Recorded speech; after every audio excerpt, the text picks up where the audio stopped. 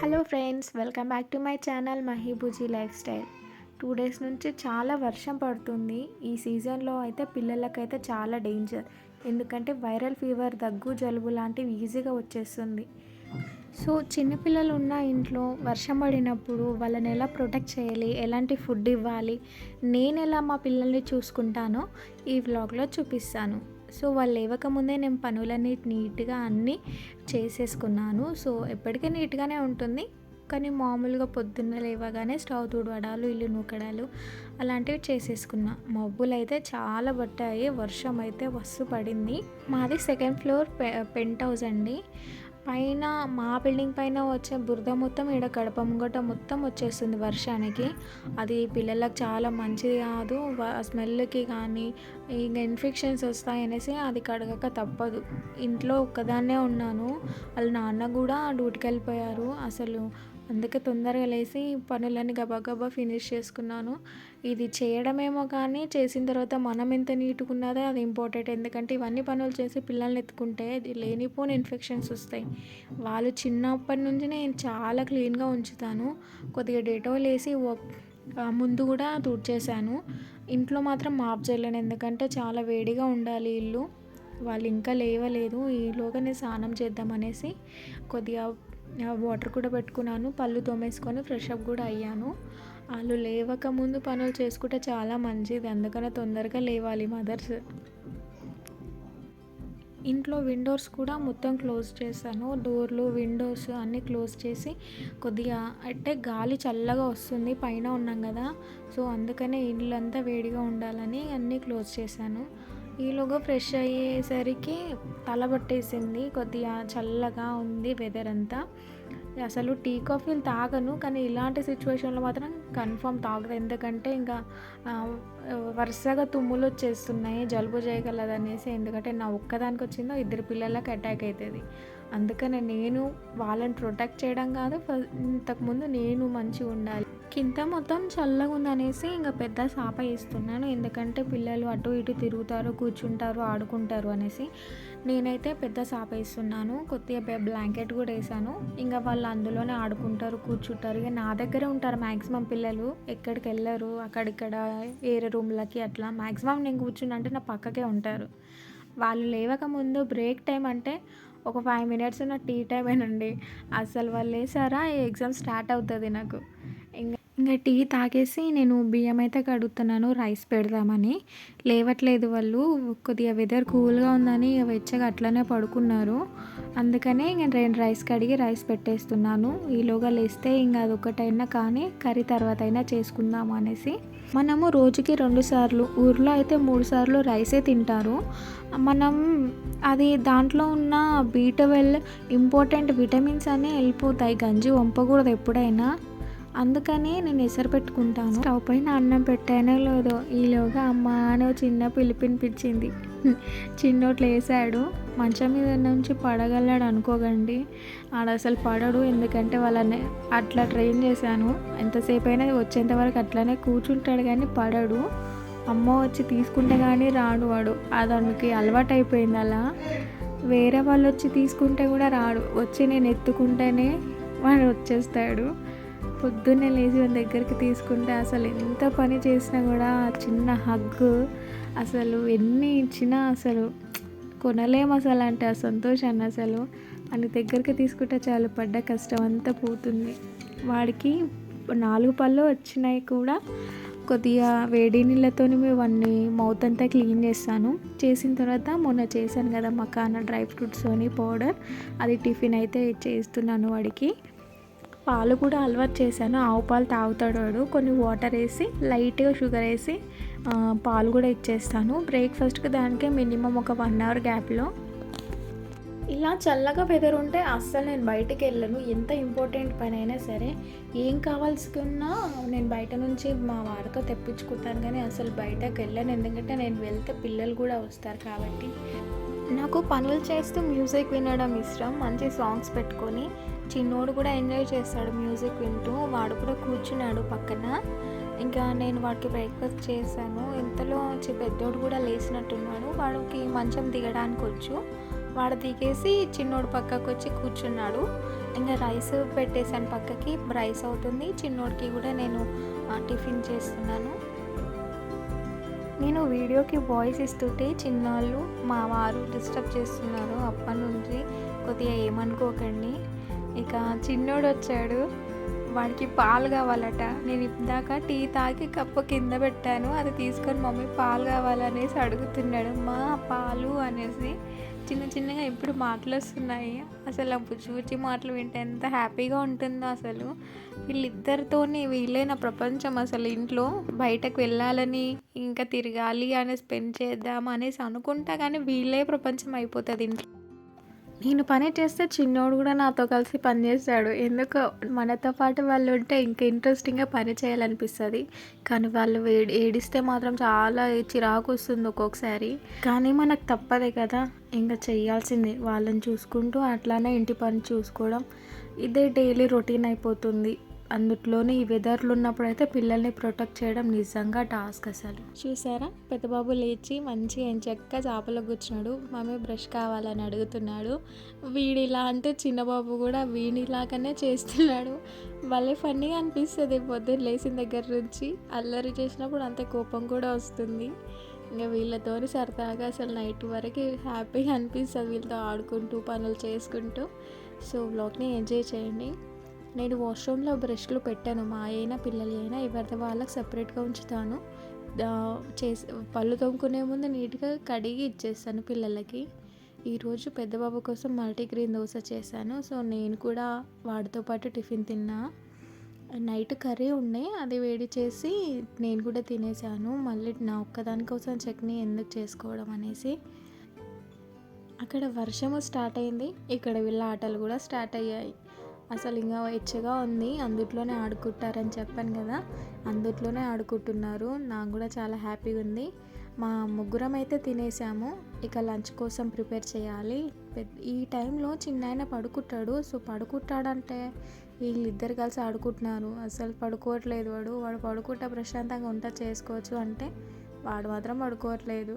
సరేలే అనేసి కొద్దిగా పాలు పెట్టేసాను వాళ్ళకి తాపిద్దామనేసి. మంచి ఆవు పాలు ఇక్కడ డైరీ ఫామ్ మాకు దగ్గర ఉంది, అక్కడి నుంచే లీటర్ తీసుకొస్తాను. ఈ సీజన్లో మంచి టిప్ అండి ఇది, నాకు మా అమ్మమ్మ వాళ్ళు, మా నాన్నమ్మ వాళ్ళు, పెద్దవాళ్ళు చెప్పారు. కొద్దిగా పాలు మంచిగా కాచి దాంట్లో కొద్దిగా షుగర్ వేసి నేను వాము నల్లగొట్టి అట్లా వేస్తాను. ఎందుకంటే వాము అంటే జలుబు, దగ్గు అలాంటివి రాకుండా చూస్తుంది. సో పిల్లలకు చాలా మంచిది. నేను కొద్దిగా వేస్తాను. నేను ఎక్కువ, నాకు జలుబు చేస్తే కూడా నేను బయట టాబ్లెట్స్ వేసుకోను, వాము తీసుకొని తినేస్తాను. అది చాలా మంచిదంట. సైంటిఫికల్గా కూడా ప్రతి టాబ్లెట్స్లో కూడా వాము వేస్తారు. సో మంచిది. పిల్లలకైతే నేను పాలల్లో వేసి తాగించాను. మామూలు డేస్లో అయితే నేను వేయను, ఇలాంటి వెదర్ ఉన్నప్పుడే అట్లా వేస్తాను. మామూలు డేస్లో అయితే మార్నింగ్ టిఫిన్ తర్వాత పాలు, పడుకునేటప్పుడు ఒక గ్లాస్ పాలు ఇచ్చి పడుకోబెడతాను. పిల్లలైతే ఆడుకుంటున్నారు. ఈలోగా నేను వంట చేద్దామని కిచెన్లోకి వచ్చాను. ఏంది మీ బండ పెట్టింది అనుకుంటున్నారా, దానిపైన నేను వెజిటబుల్స్ కట్ చేశాను. అది వేస్టేజ్ అయితే కాదండి, అది పైన నుంచి తీసుకొచ్చాను. ఈ కన్స్ట్రక్షన్ అయిపోయిన తర్వాత చిన్న చిన్న ముక్కలు అవి ఉండే, అది నాకు ఎందుకో నచ్చింది, వెజిటబుల్ కట్ చేయడానికి బాగుంటుంది అనేసి దాన్ని నీట్గా వాష్ చేసుకొని వాడుకుంటాను. ఇంతకుముందు ప్లాస్టిక్ చెక్క అది వాడిన కానీ అది మంచిది కాదు, ఫుడ్లో కలుస్తుంది, మనం కట్ చేసేటప్పుడు ఫుడ్తో వెళ్ళిపోతుంది అనేసి నేను అది ఆపేసి ఇది బాగుంది అనేసి నేను ఇదే కంటిన్యూ చేస్తున్నాను. సో ఏమనుకోకండి మీకు నచ్చకపోతే. ఈరోజైతే పన్నీర్ కర్రీ చేద్దాం అనేసి ప్రిపేర్ చేస్తున్నాను. నా కిచెన్ చాలా చిన్నది, నేను వంట చేసే విధానం కూడా నీట్గా ఉంటుంది. ఎందుకంటే కట్ చేసిన వెంటనే వేస్టేజ్ ఎందులో వేయాలి, తర్వాత మనం ఏది వస్తువు ఎప్పుడు తీసుకున్నా మళ్ళీ ఆ వస్తువు అక్కడే పెట్టేయాలి. అట్లాంటప్పుడే వంట చేసేటప్పుడు ఆ కిచెన్ అంతా నీట్గా ఉంటుంది. మనం వాడుకున్న వస్తువు వాడుకున్నట్టుగా తీసి పెట్టుకోవాలి, అప్పుడే నీట్గా ఉంటుంది కిచెన్. పన్నీర్ అయితే రీసెంట్గా చేసినట్టున్నారు, అసలు ముద్ద ముద్దగా ఉంది, మన స్వీట్ పీస్ లెక్క ఉంది. నేను ప్యాకెట్స్ తెస్తాను, ఇదే ఫస్ట్ టైం కొల్లా తేవడము డైరీ ఫామ్లో. అయినా కర్రీ అయితే మంచిగా వచ్చింది, కానీ కట్ చేసేటప్పుడే నాకు భయం వేసింది. ఎందుకంటే అది ఫ్రై చేసేటప్పుడు విరిగిపోతుందా, కలిసిపోతుందా అనేసి భయమైంది. కానీ మెల్లగా చేశాను. ఇది ఈ వెదర్లో పిల్లలు మంచిగా తినాలి, నోటికి రుచిగా అనిపిస్తుంది అనేసి చేస్తున్నా ఈరోజైతే. మళ్ళీ ఇంకా ఏందంటే, మా ఫ్యామిలీ మొత్తానికి పన్నీర్ కర్రీ అంటే ఫేవరెట్ అసలు. చపాతీ పన్నీర్ కర్రీ అంటే చాలా ఇష్టం. బయట నుంచి తెప్పించుకుంటాను. నాకు ఈ కర్రీ రాకుండే, కానీ మెల్లగా ట్రై చేద్దాం అనేసి ఇంతకుముందు చేశాను. ఇది సెకండ్ టైం నేను చేయడం. ఫస్ట్ టైం చేసినప్పుడైతే చాలా బాగా చేశావని కాంప్లిమెంట్ ఇచ్చారు మా వారు. అందుకనే మళ్ళీ నిన్న తీసుకొచ్చారు. మళ్ళీ ఈరోజు చేద్దామనేసి వెదర్ కూడా బాలేదు కదా! పిల్లలు తింటారు అనేసి. మా చిన్నోడు కూడా తిన్నాడు చిన్న చిన్న ముక్కలు నోట్లో పెడితే. అలా అని నేను ఈరోజు కూడా చేస్తున్నా. ఇందులో మాత్రం నేను ఎక్కువ మసాలాలు అస్సలు వేయట్లేదండి. ఓన్లీ నేను యూజ్ చేసింది ఒక బాదం పప్పు, ఇంకొకటి టమాటాలు, ఉల్లిపాయలు, పచ్చిమిర్చి. అసలు నేనేం వేయలేను అంతకు మించి. లాస్ట్‌గా కొద్దిగా కస్తూరి మేతి, కాస్త గరం మసాలా, అంతకు మించి ఏం వేయలేదు. నిజంగా ఆ రెస్టారెంట్ కన్నా ఎక్కువ మంచిగా అయిందసలు. అందుకే మెచ్చుకున్నారేమో, అసలు నోరు తెరిచి ఎప్పుడు చెప్పరు మా వారైతే కర్రీస్ కానీ ఏదైనా మంచిగా అయింది నచ్చిందంటే. కానీ ఫస్ట్ టైం చెప్పారు అసలు నిజంగా చాలా మంచిగా చేసావు బుజ్జి అనేసి. కిచెన్ మాత్రం చూడండి, నేను ఎంత ఏది వాడుకున్నా, ఎన్ని వంటలు చేసినా ఇదే మెయింటైన్ చేసుకుంటా. ఎందుకంటే నాకు ఏదైనా నీట్‌గా లేకపోతే అస్సలు నచ్చదు. ఈ కర్రీ ప్రాసెస్ అయితే చాలా ఈజీ అండి. ఎందుకంటే ఆయిల్ ఏసి మామూలుగా తాలింపు పెట్టేసుకున్నాను. టమాటాలు ఏసేసుకున్నాను. ఆ టమాటాని జ్యూస్ చేయాలి. మంచిగా మిక్సీ పట్టుకోవాలి. ఎందుకంటే పన్నీర్ కర్రీకి ఇట్లా గ్రేవీ లాగా ఉండాలి కదా! అందుకని మిక్సీ పట్టేసుకోవడానికి ఇది రెడీ చేస్తున్నా. ఇందాక బాదం పప్పులు మామూలుగా పౌడర్ చేశాను. ఆ పౌడర్‌లో ఇది కొద్దిగా చల్లారాక నేను టమాటా ప్యూరీ చేశాను. ఇదంతా చేసిన తర్వాత ఒక 1 అవర్ గ్యాప్ తీసుకున్నాను. ఎందుకంటే చిన్నోడు నిద్రకొచ్చినట్టు ఏడ్చిండు. ఆడిని పడుకోబెట్టేసుకొని ఇక నేను ఇది పోపు పెట్టేస్తున్నా. కొద్దిగా హోటల్ స్టైల్ లాగా రావాలని కొద్దిగా మాత్రమే మసాలాలేస్తున్నాను. ఇంకా మిగతా మసాలాలు అస్సలు ఎయ్యట్లేదు.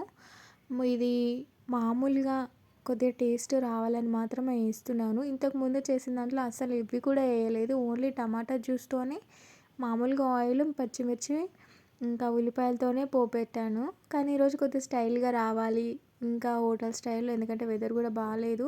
సో, ఆ మసాలాలు అనేటివి వేడి చేస్తుంది హెల్త్‌కి కొద్దిగా అనేసి వేశాను. ప్యూరీ చేసుకుంది ఈ తాలింపులో ఏసి ఉప్పు, కారం అన్నీ ఏసి లైట్‌గా కస్తూరి మేతి ఏశాను. మీకు ఎలా కనిపిస్తుందో తెలియదు గానీ టేస్ట్ మాత్రం అద్దిరిపోయిందసలు. మన ఇష్టమైన కర్రీ మనమే చేస్తే ఎంత హ్యాపీగా ఉంటుందో కదా! అందులోనూ నాకు చాలా ఇష్టం పన్నీర్ కర్రీ అంటే. నేను చేయడం అనేది నేనే నమ్మలేకపోతున్నా. ఎందుకంటే నాకు పెళ్లి తర్వాతనే వంటలొచ్చు అసలు. చిన్న బాబు పడుకున్నాడు. ఇక పెద్దవాడు అట్లానే నేను తినేసేద్దామని ఇక లాస్ట్‌కు కొత్తిమీర చల్లుకున్నాను. ఇంక ఇద్దరం తింటే అయిపోతుంది లంచు. మళ్ళీ మేము తినగానే మళ్ళీ చిన్నోడికి కూడా వంట చేయాలి. పెద్ద బాబు అట్లనే నేను ఇద్దరం కలిసి తిన్నాము. తిని 2 నిమిషాలు కూడా కూర్చోలేదు. ఈలోగా ఆయన సార్ చిన్నాయన లేసాడు. లేసి ఇంక ఇద్దరు స్టార్ట్ చేశారు అల్లరి. చిన్న బాబు కోసం కూడా లంచ్ ప్రిపేర్ చేశాను. సో, వాడికి కూడా తినిపిచ్చేసాను. ఈ గ్యాప్‌లో అసలు ఎక్కడికెళ్లారా అని చూస్తే వాళ్ళు లోపల బెడ్‌రూమ్‌లో ఏం చేస్తున్నారో చూడండి. నేను మా చిన్న బాబు కోసం తినిపించినవి కడిగేసేలోపు ఇక చూడండి వీళ్ళు ఇలా కథలు పడుతున్నారు. ఎక్కడండి పొద్దున్న లేసి దగ్గర నుంచి టిఫిను, పాలు, వీడికి వంటలు, మాకు వంటలు, అసలు టైమే ఉండదు రెస్ట్ తీసుకోవడానికి. ఊర్లోనేమో ఏం చేస్తావు హ్యాపీగా సిటీలో ఉన్నావు అనేసి అనుకుంటారు. ఇంటి పనులతోని, పిల్లలతోని అసలు ఇలా ఉంటుంది పరిస్థితి నాదసలు. రాళ్ళకి నా పనులన్నీ అయిపోయినాయి, మనం కూర్చుందాం టీవీ చూద్దాం రా అనేసి అంటే అప్పుడొచ్చాడు. ఇప్పుడు కాస్త కూర్చుంటున్నానండి. టైం అయితే 2:30 అవుతుంది. ఇప్పుడు కూర్చుంటున్నాను అసలు పొద్దుటి నుంచి. మధ్యాహ్నం కడిగేసినవన్నీ ఇంక నేను సదురుకున్నాను. ఎందుకంటే కడిగేసిన తర్వాత కొద్దిగా నీళ్ళు ఆరిపోననేసి పెట్టేస్తా. నాకు అక్కడ ఉంటే నచ్చదు. కిచెన్ నీట్‌గా కనిపించాలి. టైం అయితే సాయంత్రం అవుతుంది 4, 5 ఆ మధ్యలో. చూసుకోలేదు టైం అయితే నేను. ఆ టైంలో పిల్లలకు మళ్ళీ కొద్దిగా వాము ఏసి పాలిచ్చాను. కొద్దిగా గ్యాప్ ఉంటుంది కదా వాళ్ళకి కూడా. వాళ్ళ టమ్మీ ఎప్పుడు ఫుల్‌గా ఉండాలి. అప్పుడే పిల్లల గ్రోత్ బావుంటుంది. వీడికి ఈ ఇయర్ వేయాల్సింది స్కూల్‌కి, కానీ వేయలేకపోయాను. ఎందుకంటే వెదర్ వల్ల చిన్న బాబుని తీసుకొని స్కూల్‌కి నేను వెళ్ళలేదు.